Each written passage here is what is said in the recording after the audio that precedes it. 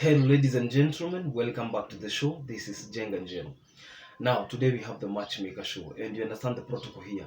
Any other time we have a woman on board, that woman must be looking for a man. In the same way, when we have a man on board, the man must be looking for a woman. But because today we have a woman, I will tell you the kind of man she is looking for. But before then, if you're watching us for the first time, this is the Matchmaker show. We help men and women to get matches. And the moment they get the right ones, they meet their destinies. Today we have a very interesting story, and our guest on today's show is a nun. Who is a nun? A Catholic sister. And do they get married? No, they don't. And what is this one doing on the show? That's why the story is interesting. So stick to the end and you will be able to get the juicy parts of the story. Our guest on today's show has asked me to use the name Queen because if I use the name, people can connect the dots. Okay, people can connect the dots if I use the word, her name. So I will use the word Queen. Queen is a single lady, and she has been a nun who has been tired of pretending. She has been a Catholic nun for the last 17 years. However, she has decided to come out of the closet and do what she wants to do with her life.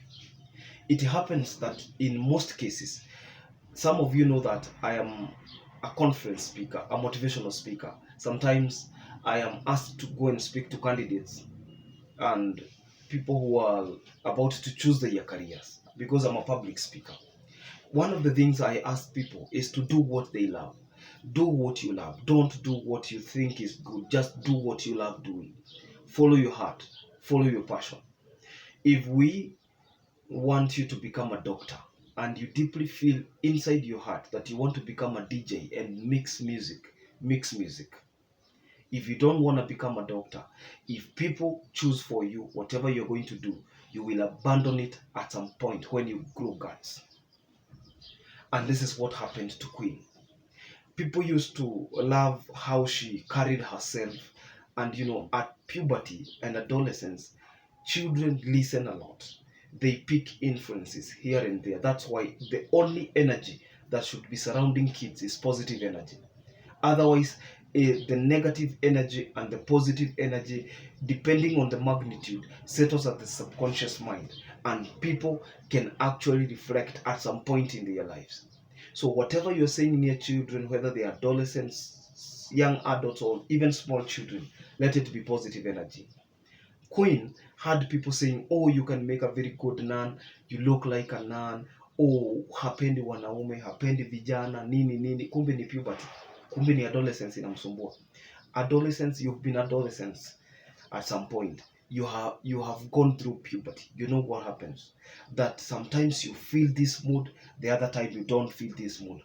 At some point you love your parent, your guardian, the other time you don't want to see them. These are some of the changes that happen at puberty, and they learn through the system of education that these are the various changes that happens to both genders, boys and girls. So what happened to Queen is that she had so many voices talking to her. You can be a nun.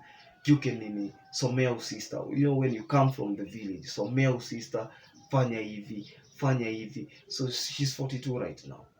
And at the age of 42, she regrets everything she's been doing just because there were voices telling her, do this, do that, do this, do that, be this, be that. And she became a nun, only to become very depressed at some point. And when you choose to be a nun or you choose to be a Catholic priest, you have chosen a life of celibacy. To be celibate means you are not going to engage yourself with the opposite sex. And if the temptation is beyond, far and beyond, we have seen them when we have seen what happens. Some of them have been exposed, others have been out of the closets, others come out clean that I can't do this anymore. Okay, can't do this anymore, can't. And they just get married, others marry, and the story is done. So Queen feels in her heart that she was meant to be married. She was meant to be somebody's wife, turning 43 this November. So no kids, no career, no nothing, only that she came from a family that was able to give her estate because she comes from a family that had inheritance. Now, she doesn't have somebody to please because, again, at some point in life, especially when you hit 40, most people have been fond of confessing that there are things you can't take anymore.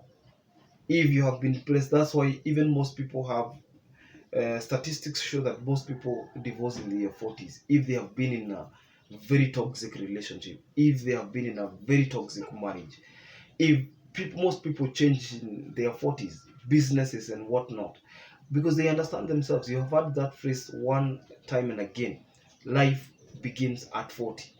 Not literally, but actually, life begins at 40. When people start making decisions, when they are like, oh, I don't think I need to please anybody. People can think whatever they want to think, they can do whatever they want to do. It's my life. I want to do what I want to do with it. That's the point at which Queen is. And she's hoping, she's a loyal lady, and she hopes that it is going to work for her this time. So she's on the show. She wants her contact to be put there. And this person has to know that most people are assumed to be virgins if you're a nun. She isn't. She's confessed. So she's tired of pretending. And again, she's tired of being somebody who is coming out of ministry, if I may say so, and not getting a landing point. So it's just like an exit strategy. So can she get a match? I don't know. Can she get? So hapa sisi, our work is to present people. I am not the one who connects people. God is the ultimate matchmaker. I don't connect people. I am only a representative. I only give people an opportunity and a platform to air what they want.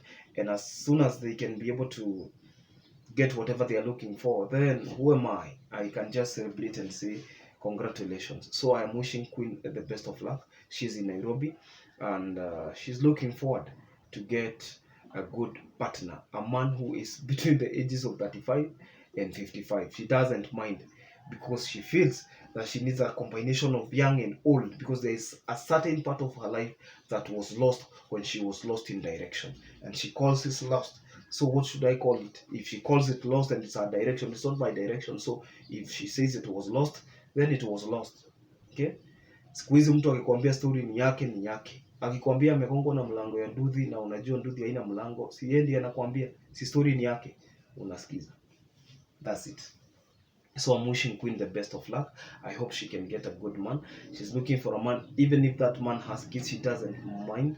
And she can even try getting pregnant. If she can get pregnant, well and good, before time lapses. So I'm wishing her well, and to every other single person out there, we are wishing you well, and we are wishing you the very best of luck. Until next time, this is Jenga Jen. Subscribe to our YouTube channel, and don't forget to like our videos when you watch them. God bless you. Bye bye.